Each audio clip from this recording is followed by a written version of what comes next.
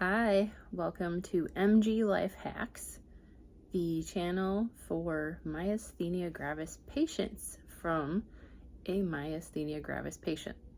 For anybody that just kind of stumbled across this, totally looking for something else, Myasthenia Gravis is a neuromuscular disease that causes extreme weakness. There are several different types. I have generalized, which means I have weakness all over. It does affect different patients differently. Like my main challenge that affects my mobility for the most part, it's in my legs. It's all over, but it makes things really difficult to do everyday things you don't even think twice about. So I made this channel to try and share the hacks that I have found that have helped me in my journey, in hopes that it might help someone else that has the same or a similar challenge. And today's topic that I wanted to go over is cooking tips. No, I have not found any resources to help cook food for you for free, but I do enjoy cooking, so that is worth noting. So it's not going to be super in-depth. It's just going to be a couple different resources, more or less, or how I organize things that I've found that make it a little easier for me. Yes, I wrote these things down because my memory is not the best. I'm sure it's relatable. The main things that I have found that help are trying to get things organized to a certain degree, especially when I do have a little bit of energy. Like I get infusions, so there's a cycle. So my symptoms are the worst and everything is much more difficult right before I start the next cycle. I have 4 weeks on, 4 weeks off. And on that 4th week off, I am using all of the meals that I prepped in advance. This is not to say you don't have to go completely nuts with it, unless you are able to. That would be phenomenal. There are folks that make freezer meals. Freezer meals are a big one. Freezer meal prep, you'll see a lot of videos on YouTube or pretty much all kinds of places. And it looks like they're setting up 7 or 8 meals in advance, or they just go whole hog with it. With my strength and limits, even on my best of days, on top of my usual stuff that I want to do, I may have the strength and energy to come up with 1 or 2 freezer meals. And that's fine for me. That works. That's great. I think you need to do what works for you when you have the strength and the energy and the ingredients. Basically what I'll do on my good days, like today's a pretty decent day, I'll make a freezer meal or 2, write the instructions on the freezer bag in terms of stuff I need to add, or how long and what temperature to cook it at, put it in the freezer for the next time I have, a flare up, or it's really close to my next infusion and I'm feeling a lot of weakness and I don't have the strength to cook. And I can just, ask my husband, or, maybe even do it myself and get it in the oven, or whatever needs to be done with it. So freezer meals are a great one. If you are like me and you try and rule out meat, if you make freezer meals, it does help considerably if you don't use meat, like a vegetarian option. Soups are a pretty popular one because they're very versatile and you can take them straight from the freezer and ready them up in the crock pot. So, that morning you're not feeling great, boop, just put it in the crock pot, following the instructions of that freezer meal, of course. But if you go mostly vegetarian, your options might open up a bit, because with a lot of freezer meals, you have to cook the meat in advance. I don't have the strength to do it. I don't want my husband to have to do it because he's taking my daughter to her 8 millionth sport of the day, or, they have other things they're doing. So that's just made it a little easier for me. It also eliminates the step of possibly having to cook the meat before you get it in the freezer meal prep bag. So it could save you some steps there. It's also a little bit less expensive. Just some thoughts. The other type of meal that is pretty good is crockpot recipes.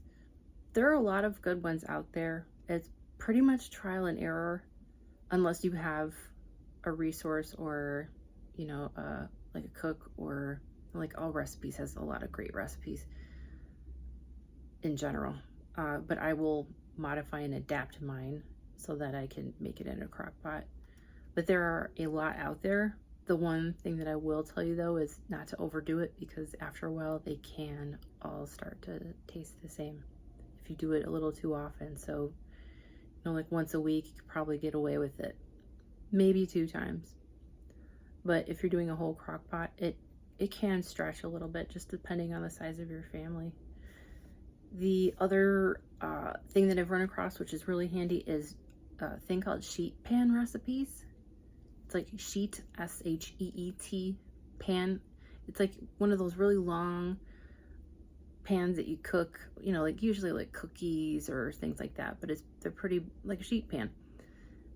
But what's really nice about those is, I know this is not the best environmentally good thing to do, but I really need to cook for my family. So I take grill foil that's like really extended and long. I'll just take a sheet of that. I'll cover it, or I'll cover the sheet pan with the sheet of aluminum foil, and I will cook the recipe on that pan with that foil on there, because cleanup is so much easier. I don't have to use the rest of my strength to scrub it. I don't have to soak it and then scrub it. I can just take the foil and, do my thing with it. But sheet pan recipes are really good. The only thing that I will warn you though is if you're using meat on one of those, the weight, the more people you're cooking for, the heavier that pan's gonna be. But if you have a helper that's, able to put the pan into the oven and take it out for you, if you can't do it yourself, go for it. But it is something to be aware of. Yeah, and that's gonna vary by your cycle too. If you're on, an infusion kind of cycle like I am. So those are some like major topics. So freezer meals, sheet pan recipes, crock pot. In terms of recipes themselves, I have a couple of different sources. I have a ton of different cookbooks. I have Pinterest. I have, you have your sources that you have recipes for. So when I plan my meals for the week, I'm spitballing it because my illness is going to do what it's going to do. And it's pretty unpredictable. But I can also kind of pivot on the fly because I have a couple of recipes that I just have made so many times. I could do them in my sleep, even with brain fog. However, it has happened a few times where I come up with a meal plan for the week and a couple of recipes that I want to do, and now I can't remember where it was that I found or left that recipe. Is it in Pinterest? Is it in this one cookbook? Is it in the other one? Shoot. So what I did is I started to modify a couple different things because I'm still kind of trial by erroring. But what has helped me is when I'm doing my meal plan, I just write all my groceries that I need for that week on one list. On the back of it are the recipes and where they can be found, what page. And I tear that off once I get all the ingredients packed away, put away. Then I tear off like part of it that has the recipes that I want, and I put it somewhere in my kitchen, so that way when I go to meal plan, I can just go there.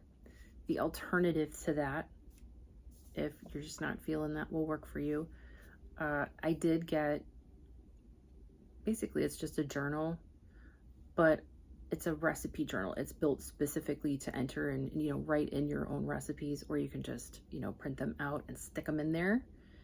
And you can have your go-to recipes all listed, and you can use that instead.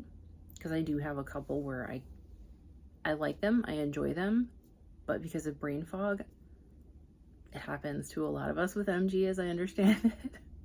I can't remember where that recipe is. I've made it 1,000 times. I can't remember where it is. So that's why I got that journal, basically the recipe book that I enter recipes in. That's helped me a bunch. There are a lot of different meal planners out there. No. No. I haven't found one that works for me yet. It's not to say there's not one out there, but there are lots out there. Maybe you'll find one that works for you. I have not found that yet. But that's also good to do. But in general practice, on the days that you do feel good, and I know we all want to do everything in the world, we want to take over the world on our good days. But on the good days, when you're trying to spread things out and get a lot of things done without overwhelming yourself, yes, you can do the freezer meal or two. What you can also do, even during this short times where you just have a couple minutes and you feel okay, but like, what do I do? While you're thinking about what you want to do, you can prep. And by prep, I mean dicing, chopping, even if it's 1 or 2 ingredients. If you know it's 1 or 2 ingredients that you're going to use in a meal later, in a couple days or a day or two, or later that week, or maybe you want to freeze it for a freezer meal recipe that you're going to wind up doing, or it's just to avoid food waste. You can do that on that, time period, like my good days. Hey, I've got all these good bell peppers. Oh, I want to use them for the, fajitas that I'm going to make in a couple days. Shoot, I'll cut them right then and there. So that way, when it comes fajita day, if I'm really tired, that part of the work is already done. To me, that makes a huge, huge difference. Sometimes it's a make or break thing, just trying to get ahead of the curve. So just tips and tricks. I hope some of this helps literally anybody, but I hope that you are finding treatment. I hope that you're finding tips that are helpful. I do have other videos. Another good source is myasthenia.org. They also have just generally good tips. Facebook groups for myasthenia gravis patients also have lots of tips. So there are some other resources for you if you did not find what you were looking for here. But have a great day. Thanks.